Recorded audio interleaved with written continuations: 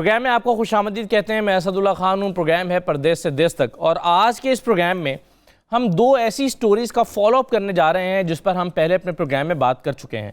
हम देखना ये चाहते हैं कि जिन दो स्टोरीज़ पर हम अपने प्रोग्राम में बात कर चुके हैं उस पर अमल क्या हुआ है अब तक, क्या उनकी दादरसी हो गई है मुतासरीन की, क्या उन्हें इंसाफ मिल गया है, क्या उनके मामले में कोई पेशरफ्त हुई है या मामला अब तक वहीं का वहीं अटका हुआ है। तो दो स्टोरीज़ हम आज डिस्कस करने जा रहे हैं। जो पहली कहानी है वो नसीम अहमद साहब की है जो ऑक्सफोर्ड बरतानिया में मुकीम है, और उनका मामला यह है कि उन्होंने एक पाकिस्तान में नबीला नामी खातून से शादी की थी। हम चूँकि इस पर तफसील से प्रोग्राम कर चुके हैं पहले, तो मुख्तसरन मैं आपके इल्म में लाकर फिर हम इस पर डिस्कशन का आगाज़ करते हैं। नसीम अहमद साहब ने नबीला नामी खातून से शादी की थी और कुछ अरसे के बाद उन्होंने 5 मरले का एक घर ख़रीदा। उनकी जो अहलिया थी नबीला, उन्होंने तकाजा किया कि इसमें उनको शराकत दारी दी जाए। उन्होंने आधा घर उनके नाम कर दिया, लेकिन कुछ अरसे के बाद इनकी अहलिया ने वो मकान अपने भांजों के नाम ट्रांसफ़र करवा लिया जालसाजी के ज़रिए और कागजात तैयार करवा के, और यूं वो इसकी मालिक बन गई मुकम्मल घर की। कुछ अरसे के बाद जब इनके इल्म में आया, उन्होंने अपनी अहलिया को तलाक दे दी और अदालत में मुकदमा कर दिया। फैसला इनके हक़ में हुआ, ये इसके दोबारा मालिक बन गए। लेकिन हालात तब्दील हुए। ये नरम दिल इंसान थे। वक्त गुजरने के साथ साथ इन्होंने अपनी अहलिया जो साबिक अहलिया थी उनसे दोबारा उनको अपने निकाह में ले लिया, और फिर कुछ अरसे के बाद इन्होंने दोबारा वो प्रॉपर्टी अपने अहलिया के नाम कर दी और उन्होंने इस पर फिर कब्जा कर लिया, और अब ये इंसाफ के मुतकाजी है। अब इस स्टोरी पर जो हमने प्रोग्राम में पहले बात की थी तफसील से, अब हुआ क्या है, क्या डेवलपमेंट हुई है, ये अब सब हम जानते हैं। नसीम अहमद साहब हमारे साथ मौजूद हैं जो मुतासरा शख्स है। नसीम अहमद साहब, आपका शुक्रिया, आपको खुश कहते हैं प्रोग्राम में। सबसे पहले ये बताइए कि जब ये हमने प्रोग्राम किया था, आपने क्या मुतल्लिका इदारों से उसके बाद भी रब्ता किया, कोई पेशरफ्त हुई है इसमें? जी, वो मैंने रब्ता उनसे नहीं किया, लेकिन इन्होंने बिल्कुल कुछ नहीं किया उसका। अच्छा, आपने रब्ता नहीं किया तो आप जी आप ये तवक्को कर रहे हैं, आपने रब्ता नहीं किया तो आप ये तवक्को कर रहे हैं कि खुद ब खुद ये काम हो जाएगा? नहीं, मैं खुद ब खुद, मुझे पता है कि ये नहीं होगा, ये रब्ता करने से भी नहीं होगा। अच्छा, रब्ते बहुत किए इनके साथ हमेशा ही, लेकिन जो इनका सिस्टम है वो ही गलत है। जब ये डीपीओ को लिखते हैं, अगर डीपीओ अपने दिल से किसी की इंक्वायरी नहीं करेगा, ड्यूटी समझ के नहीं करेगा, और ये कहेगा कि मेरा रीडर करता है ये इंक्वायरी, वो क्या किसी को इंसाफ देगा? हालांकि ये 1 घंटे की बात है कि वो उस औरत से सिर्फ इतना पूछे कि तू मालका 50 लाख के घर की कैसे बन गई, जबकि तेरा पूरा खानदान एक भूखा नंगा खानदान है, जिसके पूरे खानदान के बैंक में 2 लाख रुपया नहीं है। तू 50 लाख के घर की मालका कैसे बन के बैठी हुई है, जो तेरे घर में 6 साल से बिजली नहीं है, तू बिजली के बगैर रह रही है, तू मालका कैसे बन गई? लेकिन डीपीओ को ये जरूरत महसूस ही नहीं होती पूछने की, क्योंकि वो खुद इंक्वायरी ही नहीं करता। और इस दफ्तर का काम ये है कि ये डीपीओ को लिख देता है वहाँ। अच्छा, डीपीओ ये कंप्लेन है, do it you don't do it, it's up to you. क्योंकि मियाँ साहब को कोई परेशानी नहीं है ना, ये उनका घर नहीं है ना, ये किसी कीड़े मकोड़े का घर है, ये उसकी रियाया का घर है, ये उसका घर है जो मेहनत मजदूरी करके अपने वतन को फालन नक्शे नहीं देता है, उसकी खिदमत करता है। और मियाँ साहब ये बात भी भूल रहे हैं कि मैंने उनके एम्बर होटल में हाथ जोड़े थे और खुदा और रसूल करीम सल्लल्लाहु अलैहि वसल्लम का वास्ता भी दिया था, लेकिन उन्हें याद नहीं है। और ये भूल रहे हैं कि जहाँ इंसाफ नहीं होता वहाँ इंसानियत नहीं होती, जहाँ इंसानियत नहीं होती वहाँ किसी का कोई मजहब नहीं होता। तो ये किस किस्म के मुसलमान हैं और क्या करने जाते हैं ये उम्रा करने के लिए? अगर किसी को ये अच्छा नसीम अहमद साहब, हाँ ये बात आपकी ठीक है, इंसाफ। अब मुझे ये बताइए कि ये ओवरसीज का हक जो है वो तो लेने जी ठीक है, बिल्कुल लेकर दे किसी से। ये बताइए कि आपने ओवरसीज कमीशन पंजाब में दरखास्त दायर कर रखी है? तकरीबन 2 साल हो गया है। अच्छा, उसका नंबर है 6461। दोबारा बताइए। और एक 6461 है कंप्लेन नंबर। अच्छा जी। और एक कंप्लेन नंबर थी 229, जो एक FIR काटी गई थी इस औरत और उसके सेक्स फ्रेंड के खिलाफ, जिसका था 420, 468, 471 और 154C। अच्छा, चूंकि 155C था, वो उस वक्त नौकरी में था, तो ये एंटी करप्शन के आमद साजिद चट्टा के पास गई। वो एंटी करप्शन का असिस्टेंट डायरेक्टर था शेखपुरा अच्छा, में। मैं ये जानने में दिलचस्पी रखता हूँ नसीम अहमद साहब कि ये जो आपने ओवरसीज कमीशन में दरख्वास्त दी है, इस पर उन्होंने जवाब क्या दिया? और वो कहते हैं कि हम पोर्टल के ऊपर चूंकि अप्लाई करते हैं, आप ऑनलाइन ये दरख्वास्त देते हैं तो ऑनलाइन हम उसका जवाब भी देते हैं। उन्होंने किया क्या? मतलब हो सकता है आपका काम नहीं हुआ, वो एक अलग बात है, लेकिन एक्शन क्या लिया था उन्होंने? देखिए, वो कहते हैं कि हमने we accepted your complaint number 6461 और वो डीपीओ को भेज दी है। 1 साल हो गया डीपीओ के दफ्तर में पड़ी हुई है, वो उसको देख देख के खुश होते रहते हैं और कहते हैं जी कोर्ट में केस है। बिल्कुल कोर्ट में केस है, लेकिन जो जुर्म है, जो उस औरत ने जुर्म किया है, जो उसने जाली इकरारनामा इस्तेमाल करके अपने नाम रजिस्ट्री करवाई है, उसका तो उसके खिलाफ पर्चा होता है ना, वो तो क्राइम है। तो why don't they take any notice? लेकिन डीपीओ कहता है कि मैं इंक्वायरी नहीं करता। अच्छा, मैं नसीम अहमद साहब, मैं 1 मिनट के लिए रुका। मोहम्मद आसिम साहब भी मेरे साथ मौजूद हैं, एसपी इन्वेस्टिगेशन है, और राशिद लोधी साहब भी मौजूद हैं जो माहिर कानून है। पहले मोहम्मद आसिम साहब से हम बात करते हैं। मोहम्मद आसिम साहब, ये एक मुतासर शख्स हैं जो लंदन में रहते हैं। इनका मामला आपके इल्म में होगा, ये इन्होंने एक शादी की थी, अपनी अहलिया के नाम मकान कर दिया और वो फिर वापस इनके नाम हो गया, लेकिन फिर उन्होंने अपनी अहलिया के नाम आधी शराकतदारी की और उन्होंने उस पर पूरा कब्जा कर लिया। वो इनके निकाह में नहीं है, इनसे अलहदगी हो चुकी है और ये अपना मकान वापस चाहते हैं। तो आप ये इनको शिकायत ये है कि जो इनकी पुलिस के पास मार्क और दरख्वास्त जाती है ओवरसीज कमीशन के थ्रू, उस पर काम कोई नहीं हुआ। तो उसमें इशू ये है कि इसमें एक तो इनका मामला है वो अदालतों में उनकी मामला चल रहे हैं, एक तो ये बात। दूसरी बात ये है कि ये जब हमारे पास इनकी दरखास्तें आती हैं, उनकी बाकायदा यहाँ पे हमारे पास कार्रवाई होती है और उसमें चूंकि मामला कोर्ट में है, तो इस वजह से ये जो है वो जब तक अदालत से डिसाइड नहीं होगा उस पर फिर हम कोई कार्रवाई कर नहीं सकते। मगर आपकी इन्वेस्टिगेशन क्या कहती है सर? नसीम अहमद साहब का जो तकाजा या मुतालबा है या मौक़िफ़ है वो दुरुस्त है? अब अदालत में एक मामला सब जुडाइस है, उस पर हम कमेंट नहीं कर सकते, वो तो ऑनरेबल कोर्ट ही डिसाइड करेगी उसको। सर वो ठीक है, अदालत में आप नहीं कर सकते, लेकिन जो उसने क्राइम किया है, जो उसने जाली इकरारनामा अदालत में दे के, मेरा गलत पता दे के अपने नाम मेरी गैर मौजूदगी में रजिस्ट्री करवाई है, वो तो क्राइम किया हुआ है ना उसने। उसके खिलाफ पर्चा तो होता है या नहीं होता है? हाँ जी, वो कह रहे हैं आसिम साहब के जो जालसाजी हुई है उस पर इनकी दरख्वास्त के खिलाफ जो आपने दरख्वास्त दी हुई है इस जालसाजी के लिए, नसीम साहब ये इसके लिए आपने दरख्वास्त दी थाने में? थाने में नहीं, बार बार बुलाते हैं अपने फोरम पे, उनको मैं रिकॉर्ड देख रहा हूँ। जी आसिम साहब, पूछता नहीं है कि इनका रिकॉर्ड बिल्कुल मेरे सामने पड़ा हुआ है, इनका रिकॉर्ड जो मेरे पास है, इनको जब भी बुलाया गया ये हमारे पास पेश नहीं होते और ये तो यही कहेंगे सर, हकीकत यही है। अच्छा नसीम साहब एक मिनट जरा आसिम साहब को दिलचस्पी नहीं लेगा। नसीम साहब एक मिनट जरा उनको बात मुकम्मल कर लेने देना। अगर उनको बात मुकम्मल कर लेने दें फिर आप बात कीजिएगा ताकि हमें पूरा केस समझ में आ जाए। जी आसिम साहब आप बात मुकम्मल कीजिए।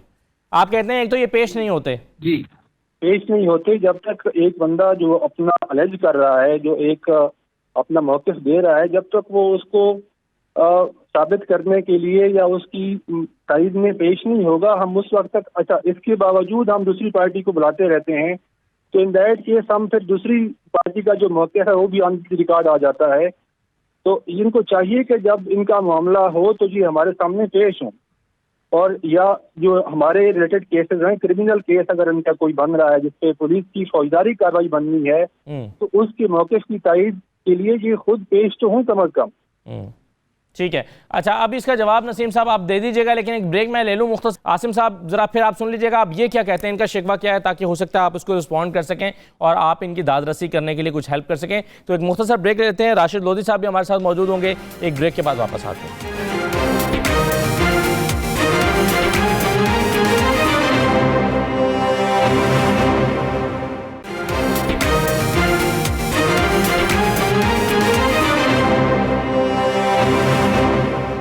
ब्रेक के बाद आपको दोबारा खुशामदीद कहते हैं। अभी आप मोहम्मद आसिम साहब की बात सुन रहे थे जो कि एसपी इन्वेस्टिगेशन है। इससे पहले कि मैं नसीम अहमद साहब के पास जाऊं, मैं गुफ्तगू में शामिल करना चाहूँगा राशिद लोधी साहब को जो माहिर कानून है। राशिद लोधी साहब, आपके इल्म में आ गया सारा मामला। नसीम अहमद साहब, मैं आपके पास आता हूँ अभी। राशिद लोधी साहब, आप क्या कैसे कमेंट करेंगे इस पर? कहाँ गलती किसकी देखते हैं? क्या वाकई चूंकि मामला सब्जुडिस है, पुलिस का इसमें कोई रोल नहीं बनता? वो कहते हैं जालसाजी के लिए मैंने एक दरख्वास्त दी है, उस पर मुकदमा नहीं हो रहा। अब चूंकि वो बाहर हैं तो पुलिस कहती है हम जब इनको बुलाते हैं ये बाहर होते हैं, ये पेश नहीं होते।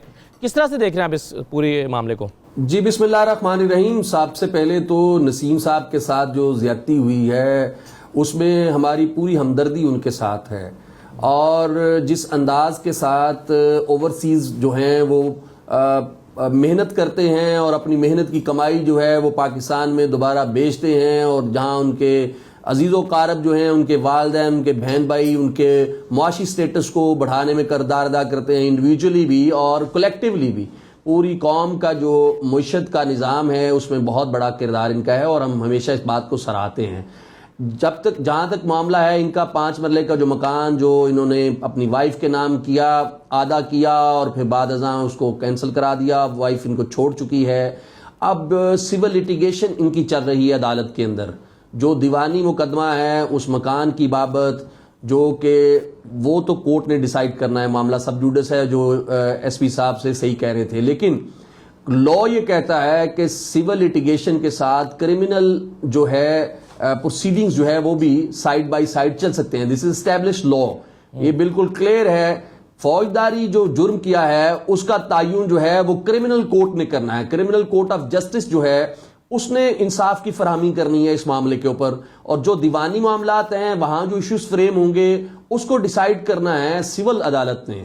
लिहाजा वो बिल्कुल दोनों एक दूसरे से मुख्तलिफ हैं, इनको इकट्ठा करके नहीं देखा जा सकता। फौजदारी मामले के अंदर जो है वहां ये FIR का अंदराज कर सकते हैं। ओवरसीज कमीशन के पास ये गए हैं, इन्होंने कंप्लेंट का नंबर भी बताया है, और वहां वो इनको यही एडवाइस करेंगे कि जाके वहां मुतलका पुलिस स्टेशन के पास जाके दरखास्त दें। अगर ये खुद नहीं आ सकते हैं, ये वहां मौजूद हैं इंग्लैंड के अंदर, तो यहां अपने किसी को पावर ऑफ अटर्नी दें, अपने अटर्नी को मुकर्रर करें, उस अटर्नी के जरिए भी FIR का अंदराज हो सकता है। और जो फौजदारी जराइम जो हैं, जो क्रिमिनल ऑफेंसेस कमिट किए हैं इनकी वाइफ ने या उनके बिहाव के ऊपर जिसने रिकॉर्ड टेम्पर किया है, जिस तरह से जाली कागजात तैयार किए हैं, जिस तरह से जायदाद का जो इंतकाल है वो गलत तौर पर किया गया है, जो भी जुम्मेदारान अफराद बनते हैं उनके खिलाफ मुकदमा दर्ज होगा और वो गिरफ्तार होंगे और उनको क्रिमिनल ट्रायल होगा और करार वाक़ई सजा मिलेगी। सो इनका ग्रीवेंस जो है वो फौजदारी अदालत भी जो है वो उस वहां भी इनका ग्रीवेंस हल होगा, और सिविल अदालत में तो मामला इनका पेंडिंग है, वहां से ये दीवानी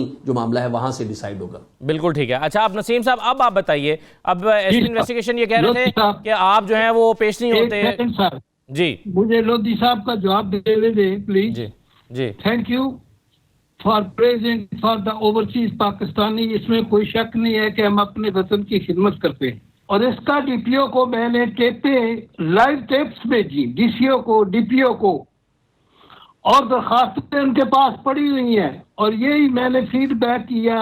ये ओवरसीज पाकिस्तानी फाउंडेशन है वहाँ, लेकिन इनको कोई असर नहीं होता सर।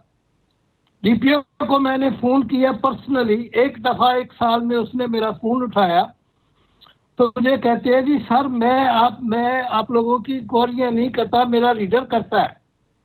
जब डीपीओ इंक्वायरी नहीं करेगा तो उसको क्राइम का पता कैसे चलेगा? रीडर तो अप्रोचेबल होते हैं, एसी भी अप्रोचेबल होता है, और उसको अरेस्ट होना पड़ता है वो उस औरत को, क्योंकि उसने फ्रॉड किया है।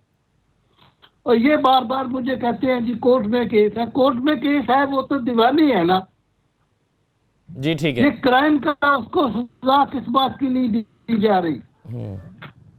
सही है, ठीक है। अब आसिम बाजू मोहम्मद आसिम साहब, आपको मेरी आवाज आ रही है? जी, आपकी आवाज आ रही है। ये अच्छा, मेरे एलिगेशंस हैं। हम as a police investigative agency होती है जी, हम न्यूट्रल रोल अदा करते हैं। मेरा वकील है सर वहाँ, जायद मुनीर सर हम है, और उसका नंबर है 0300 411 9287। वो मेरा अटॉर्नी है। अच्छा, एक मिनट। पहले वकील था मेरा अब्दुल रज़ाक, मिर्जा अब्दुल रज़ाक, वो 80 डेट्स में 70 दफा नहीं गया जी, और मुझे इन्होंने इश्तेहारी किया हुआ है, मैं पाकिस्तान में कैसे आ जाऊं, आके मुझे फिर विदाउट एनी रीजन फिर अंदर कर दे। वहां कोई कानून की बात हो तो फिर है ना, वहां तो ला कानूनियत है। इन्होंने तो कानून को मैरी साहब के कब्रिस्तान में दफन कर दिया हुआ है। वो हमारे लिए नहीं है, हम कीड़े मकोड़े हैं सर। अच्छा, अवाम है जो इन्हें सिर्फ वोट देगी और एक कुर्सियों पे बैठ के उन्हें जलील करेंगे। मैंने हाथ जोड़े। हाँ, नहीं, आपका एग्रेशन बिल्कुल समझ में आता है सर, आपका एग्रेशन समझ में आता है। बड़े मियां साहब के पास के घर गया, वहां दरखास्त दे के आया एवन फील्ड में, और मैंने कहा मैं मिलना चाहता हूं, तो उसका मुलाजिम निकला, उसने कहा नहीं मिल सकते। मैंने कहा मैं यहाँ फुटपाथ पे सोया हुआ हूँ, सुबह तक तो निकलेगा ही ना, मैं मिल लूंगा। कहता है 10 साल भी सोए रहोगे तो तुम्हें कोई नहीं मिलेगा यहाँ। कहाँ जाए हम, किससे फरियाद करें हम? 4000 मील से मैं आपके सामने। अच्छा नसीम साहब, सर जी नसीम साहब, अब मुझे बिल्कुल क्या आप, मुसीबत पड़ी है किसी के घर को अपना घर कहने के लिए? हाँ ये बात ठीक है आपकी। जो अब ये जाहिर है, लेकिन मामला तो कानूनी तरीके से आगे बढ़ते हैं ना। अब इस पे एसपी साहब से जरा राय ले लें, फिर इसको माइंड अप करते हैं। एसपी साहब, अब आप क्या ये सारी बात सुन के कहना चाहेंगे? ये अब राशिद लोधी साहब भी कह रहे थे कि ये फौजदारी मुकदमात और दीवानी मुकदमात को ये अलग अलग चल सकते हैं, आपके रास्ते में ये रुकावट नहीं होनी चाहिए कि किसी ने क्राइम किया तो उस पर आप FIR दर्ज न करें। बिल्कुल बिल्कुल वो ठीक कह रहे हैं, लोधी साहब ठीक कह रहे हैं कि जो भी कंप्लेंट हमें जिसमें कोई क्रिमिनल उसमें ऑफेंस का उसमें रिपोर्ट होता है, we are bound to register that case. तो अगर कोई उनकी ऐसी एप्लीकेशन रिकॉर्ड पे हमें मिलती है जिसमें कहीं भी कोई क्रिमिनल ऑफेंस हुआ तो उस पर कार्रवाई हम करेंगे। इवन अभी भी अगर इनका कोई नुमाइंदा आके मुझे मिल लेता है मेरे ऑफिस में आके, तो that would be taken as per law. तो बाकी जो मामला थे, जो 5 मरले का मकान था, ये तो बताएं कि किसके पास जाए, किसके पास जाएं? आप इन्हीं के पास चले जाएं। सुनता ही नहीं है। मेरे पास आ जाएं, मेरे पास आ जाएं, जब दिल करे इनका कोई नुमाइंदा। अच्छा, आप एसपी साहब के पास किसी को, नसीम साहब एसपी साहब के पास किसी को भेज दें। वो कह रहे हैं, एसपी साहब कह रहे हैं आप मेरे पास किसी को भेज दें, आप अपने किसी रिश्तेदार को, अजीज को इनके पास भेज दें। वो कह रहे हैं कि मसला आपका हल करने की पूरी कोशिश सर मेरा वकील, मेरा अटॉर्नी है, हाँ उसका नंबर है, उसका नाम है जाहिद मनीर, उसका फोन नंबर है। आप नहीं, उसको फोन तो नहीं करेंगे ना, ये आप अपने वकील से कहें जिसको आपने अटॉर्नी दे रखी है कि वो एसपी साहब से मिलने जाके। ठीक है, मैं उसका कहता हूँ एसपी साहब को दरखास्त दे कि इसने कैसे एक जाली का। बिल्कुल ठीक है आसिम साहब, हम इस पर एक और फॉलोअप करेंगे। आसिम साहब कुछ अरसे में हम इस पर एक और फॉलोअप करेंगे। हम देखेंगे, आप चूंकि वादा कर रहे हैं, इनसे ताउन की यकीन दहानी करवा रहे हैं, तो फिर हम कुछ अरसे में इसको मजीद दोबारा देखेंगे, आपको फिर जहमत देंगे कि आपने नसीम साहब के इस केस पर क्या किया। इन्होंने अपने वकील साहब को आपके पास भेजा तो आप उस पर कितनी इनकी मदद कर पाए हैं। कुछ अरसे में हम इसको दोबारा देख लेंगे। मैं आपका आसिम साहब शुक्रिया अदा करना चाहूँगा, और नसीम साहब आपका भी बहुत शुक्रिया। एक ब्रेक ले रहे हैं, राशिद लोधी साहब हमारे साथ मौजूद रहेंगे। एक मुख्तसर ब्रेक के बाद वापस आते हैं।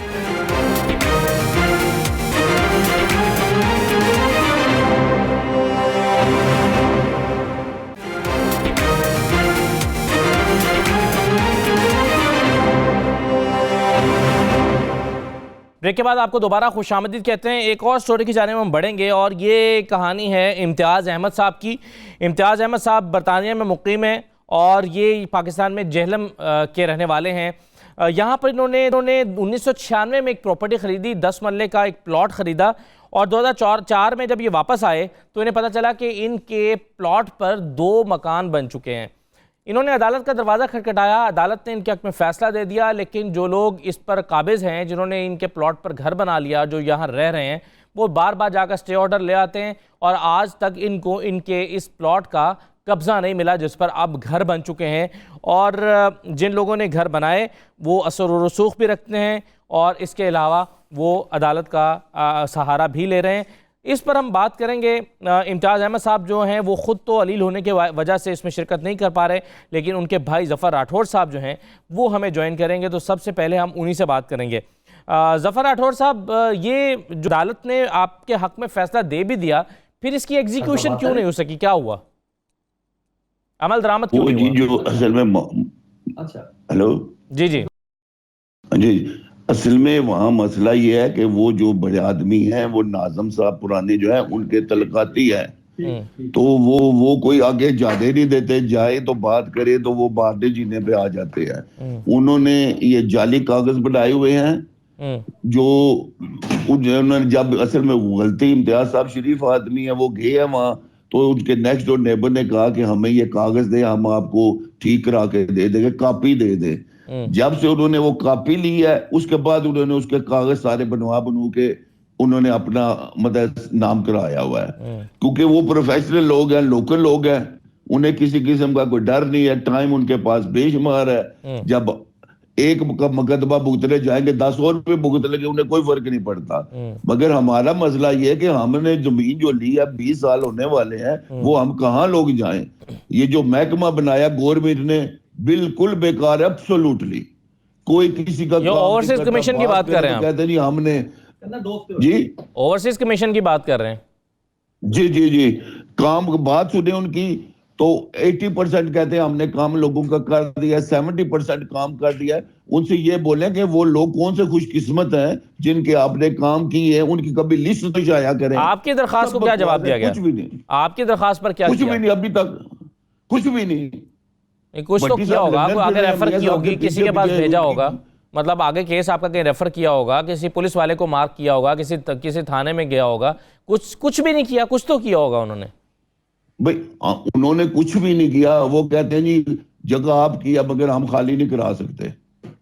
अच्छा, ये जो डीपीओ साहब है ना, वो ये कहते हैं। और ये जो हमारे चेयरमैन साहब हैं, आपने हमारे बनाए हुए हैं, एक काम नहीं करते कोडी का किसी का भी। मैं चाहता हूं कि उन लोगों की लिस्ट वो शाया करें जिनके उन्होंने काम किए हैं। इनकी अथॉरिटी नहीं है रेडी भी किसी की खाली करा सके।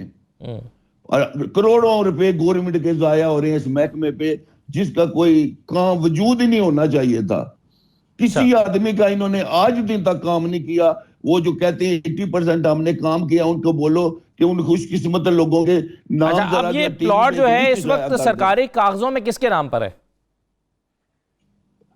तो इम्तियाज साहब के नाम है, मगर वो उन्होंने भी अपने नाम करा लिया है। पाकिस्तान में देखें ना आप, जिस साल के स्टाम्प चाहेंगे आपको मिल जाएंगे। आपने ये ओवरसीज कमीशन ने कब दरखास्त दी थी? ये जब बना था उस वक्त दी थी। हमने सुप्रीम कोर्ट में भी दरखास्त दी है, हमने ओपीएफ वालों को, जो चेयरमैन है हमारे बैरिस्टर साहब, उनको भी दी है। ठीक है, किसी की कुछ सुनवाई नहीं हो रही। ठीक है। अच्छा, अब मैं रहिएगा जरा राठौर साहब, मेरे साथ जो है आगा यूसुफ साहब मौजूद हैं। आगा यूसुफ साहब डीआईजी हैं ओवरसीज कमीशन पंजाब में। आगा साहब, ये एक हमारे साथ मुतासरा शख्स हैं, इनका नाम ज़फ़र राठौर है। इनके भाई का असल में मसला है इम्तियाज़ साहब का, जो बीमार होने की वजह से प्रोग्राम में शिरकत नहीं की, लेकिन उनके भाई मौजूद हैं। अब उनका मसला ये है कि जेला में इन्होंने एक प्लॉट ख़रीदा था 1996 में, और 2004 में जब वापस आए तो वहाँ पर 2 घर बन चुके थे। अब ये आज तक उसका कब्ज़ा इनको नहीं मिला। वो घर बना के जो लोग उस पर रह रहे हैं वो ये कहते हैं बासर हैं और आज तक उनको कब्ज़ा नहीं मिला। अब इनकी शिकायत ये है कि हमने ओवरसीज़ को दरख्वास्त दी जब ये दायरा बना था, और आज तक वो कहते हैं कोई काम ही नहीं हुआ, कोई उस पर प्रोसीडिंग ही नहीं हुई। अब मुझे नहीं पता कि आप उनसे कौन सा ऐसा सवाल करेंगे जिसके नतीजे में आप जवाब दे सकें कि इस पर क्यों काम नहीं हुआ। आप कुछ पूछना चाहेंगे उनसे अपने जवाब देने से पहले? जी, मैं इनका इसलिए ये काम या इस पर प्रोसीडिंग स्टार्ट नहीं हुई होंगी कि ये लिटिगेशन में होगा मैटर। जब कोर्ट मैटर होता है तो उसमें जाहिर है कि फिर वो हम कोर्ट में नहीं है जी, कोर्ट में मैटर नहीं है। कोर्ट से इनके हक में फैसला आ गया था, को ऐसे ही हुआ था राठौर साहब, कोर्ट से आपके हक में फैसला हो गया, उस पर कब्जा उसके बाद नहीं मिला, क्या हुआ? डीपीओ साहब थे, उन्होंने क्लियर लिख दिया हुआ है कि जमीन हमारी है, मगर बहुत सारे आदमी हैं, हम कुछ नहीं कर सकते, तो आपने कब्जा क्यों नहीं किया? आपके ये नुक्स है भाई, ये कोई बात तो नहीं बनी कि हमने कब्जा उस पर क्यों नहीं किया। जमीन हमारी है, मुल्क हमारा है, हम जो चाहे हम करें, बनाए हम ना बनाए मकान, किसी का इसमें क्या तल्लक है? वो कहते हैं कि जिन्होंने बनाया इन्होंने लेके छोड़ क्यों दिया, इन्होंने बनाया क्यों नहीं मकान इसके ऊपर? तो ये तो नहीं, अगर इनके हक में कोर्ट में फैसला हुआ था तो कोर्ट से इनको डायरेक्शंस लेनी चाहिए थी कि इनको कब्जा भी दिलवाया जाए। देखिए, जब किसी दूसरी पार्टी का कब्जा होता है और एस्टैब्लिश हो जाता है कि कब्जा उनका था, तो फिर ओनली कोर्ट के पास द डायरेक्शन और उसकी डायरेक्शन के ऊपर इनको कब्जा। अच्छा, आप ये कहते हैं कि जो मामला पहले से अदालत में हो उसकी दरखास्त आपके पास आए तो उसमें आप कुछ नहीं कर सकते, ना करते हैं?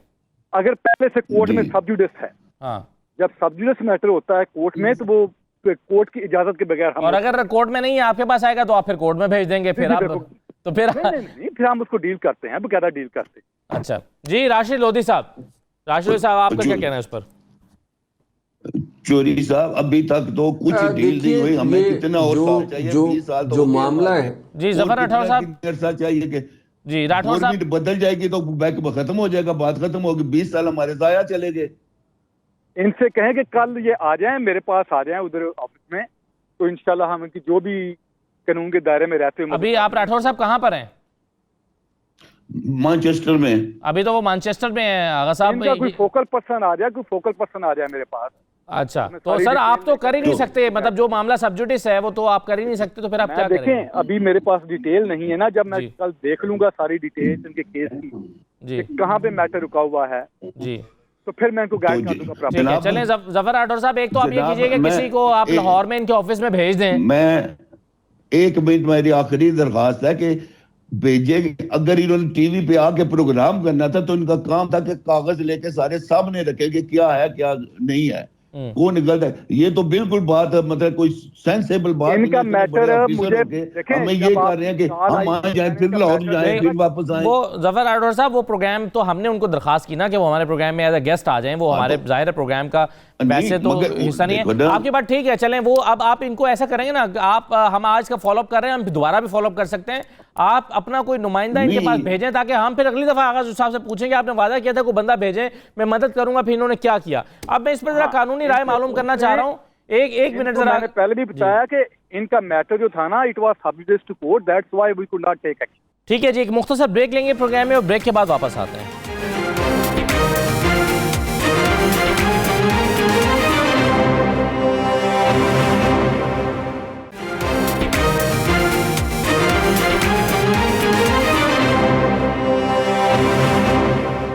प्रोग्राम में एक बार फिर खुशामदीद जी राशिद लोधी साहब।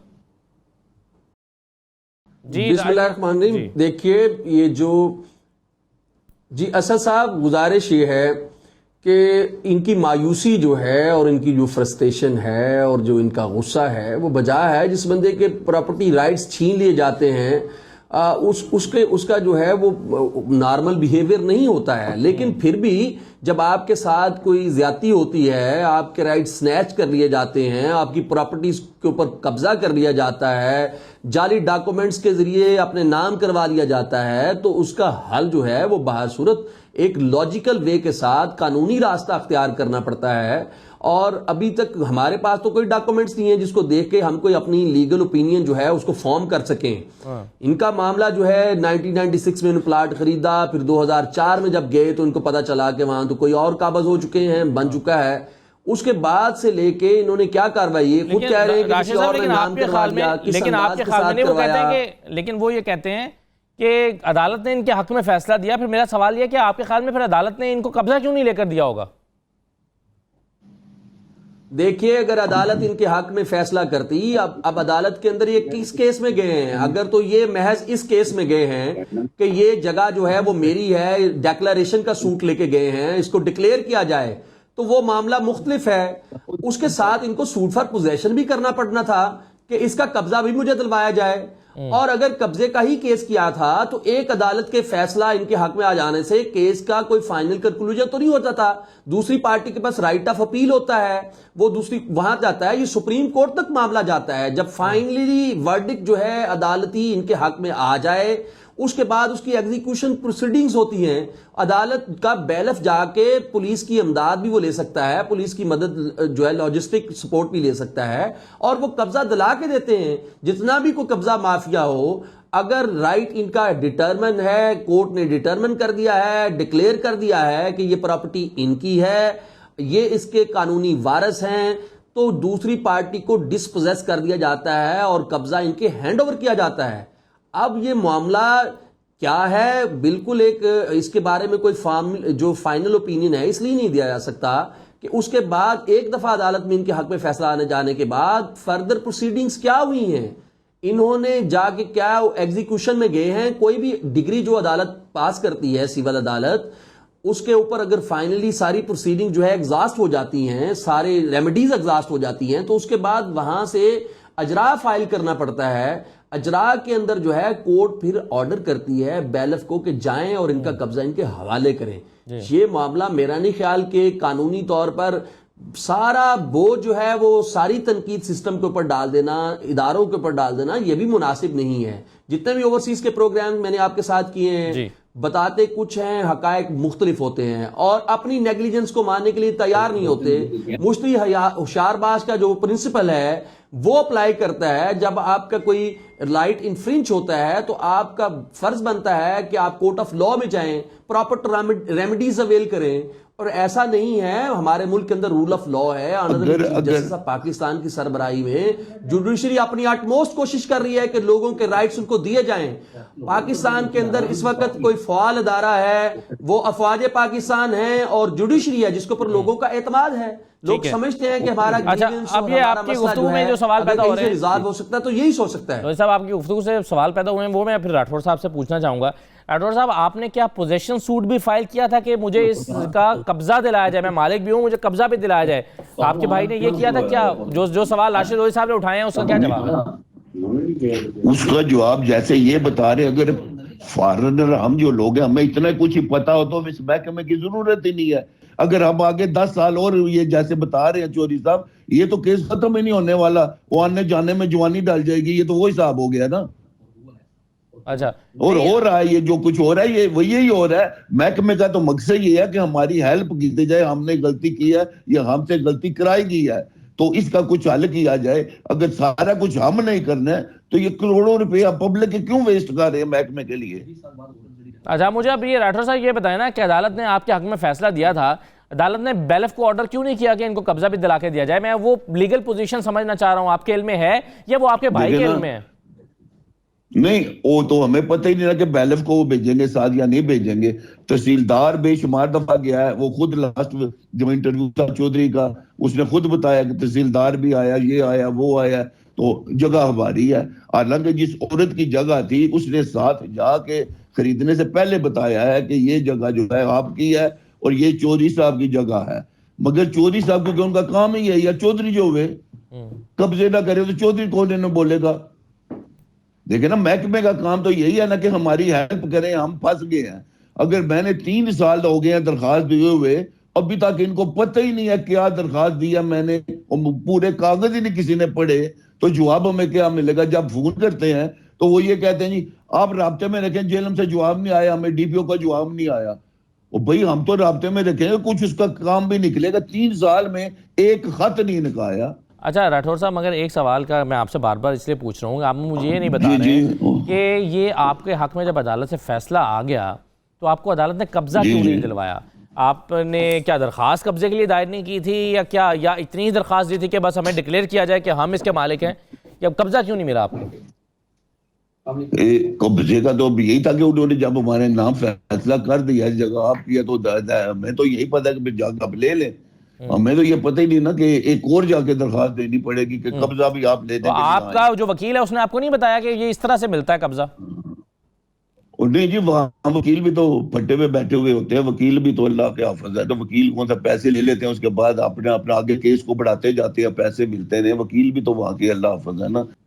एक तरह से पैसे उनके अकाउंट में जाते हैं, दूसरी तरफ से सही है। अब आप जी राशिद साहब, आप इस पर आखिरी में कोई कमेंट करना चाहेंगे? देखें, जो गरजमंद है वो दीवाना होता है, ये ये एक प्रिंसिपल ये भी है, तो जाहिर है उनको वो हर्ट हैं, उनको नुकसान पहुंचा है, उनकी ज़मीन पर कब्जा हुआ है, और जो लोग उनको सपोर्ट नहीं कर रहे उनके बारे में उनके रिमार्क्स अच्छे नहीं हैं। तो आप कुछ कमेंट करना चाहेंगे उनके आखिरी रिमार्क्स पे?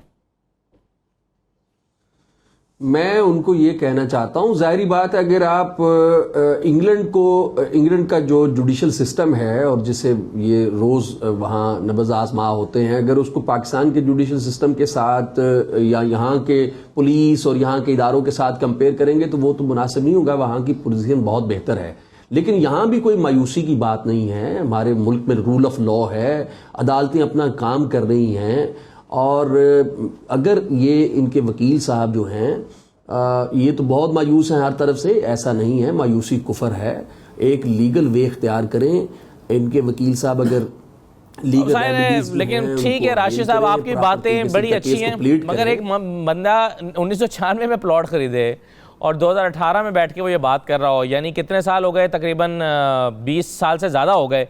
तो अब 20 साल से ज़्यादा के बाद तो शायद यही राय उनकी इदारों के बारे में कायम हो जाएगी जिन इदारों ने इनको इंसाफ फराहम नहीं किया या इनको कब्ज़ा नहीं दिलवाया, तो जाहिर है वो तो फिर इसी तरह की बातें करेंगे। लेकिन बहरहाल आपकी बात ये दुरुस्त है कि मायूस होने का कोई वो इसका हल नहीं है। बहरहाल इदारे ही आपको इंसाफ दिला सकते हैं, तो कोशिश जारी रखनी चाहिए।